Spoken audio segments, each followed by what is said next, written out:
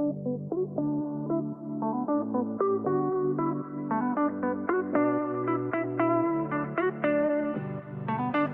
back to the Deeper 2025 podcast. I'm excited that you've joined us today.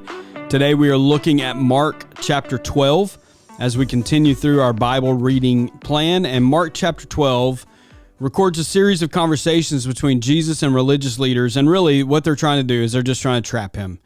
Every time they have a conversation with him, they're trying to trap him. They ask him all these trick questions. You know, in this chapter, they're asking him about authority and taxes and resurrection and the greatest commandment. And Jesus answers each one of them with such wisdom and grace. And he really just cuts them straight to the heart. In Mark 12, 29 through 31, though, Jesus has this conversation with them. And they ask, which command is the most important of all? And Jesus replies, "Listen, Israel, the Lord our God, the Lord is one. Love the Lord your God with all your heart, with all your soul, with all your mind, and with all your strength. And the second is love your neighbor as yourself. There is no other command greater than these." Jesus takes hundreds of laws and sums them up with two commands: love God completely and love people genuinely. He says, all these other laws that you're asking me about, you've asked me which ones are the greatest. Love God completely. Love the Lord your God with all your heart, soul, mind, and strength. And love your neighbor as yourself. Everything Jesus says in the law can be summed up by those two things. And so I think it's important for us to really focus in on those two commands just for a few minutes today. He says, love the Lord your God with all your heart, soul, mind, and strength. That is a call back to what we call in Deuteronomy the Shema. And this is something that every parent was supposed to teach their children.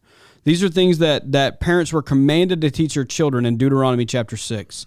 That parents are the ones who teach their children to love the Lord your God with all their heart, soul, mind, and strength.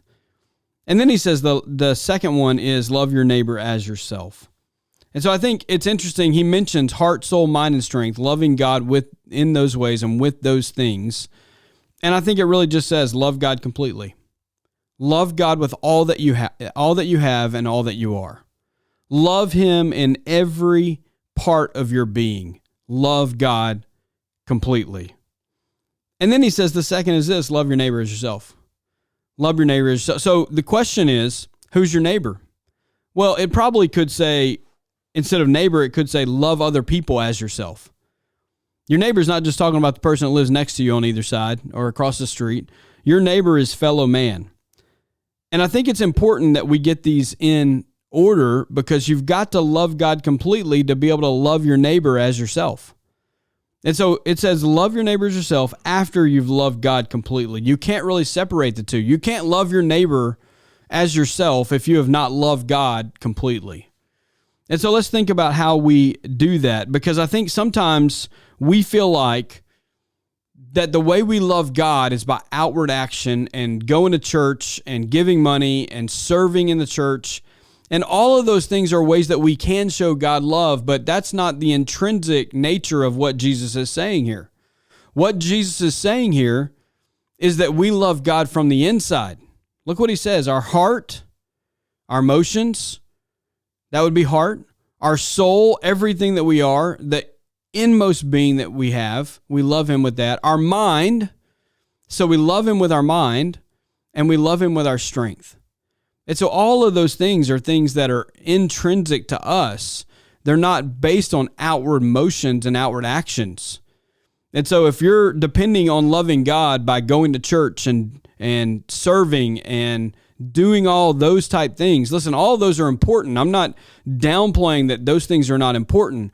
But what I am trying to get to the point of today is that loving the Lord your God with those in those four areas has to do with the inside of you and what the inside of you is like. And so it's like, just like Jesus talked about with the Pharisees last time, you know, you honor me with your lips, but you deny me with your heart. You don't love me with your heart. And I think Jesus would say this in this chapter. He would say, you've got to love me with everything that you are. And out of that flows all the actions that I talked about earlier. And also out of that flows the love that you can have for other people. I mean, let's just get down to it. Some people are not lovable. You probably thought about somebody as soon as I said that. You probably thought about somebody in your mind that's not very lovable. I get it. I know there are people in my life that are not very lovable. But here's the thing. Jesus doesn't say love the people you love and are easy to love. He says love your neighbor. Love everybody. Love people, not just who you want to love. There is only one way you can do that, and it's with your heart, mind, soul, and strength, loving God completely. So as you love God completely, out of that flows a love for people. So if you don't hear anything else today, hear this. Love God completely. Love people genuinely. That's what God requires of us, because if you are doing those things, I believe your life will show what you should be doing, and your life will reveal who God is to you throughout all of your other actions. So today, let's do that. Let's go and love God and love people.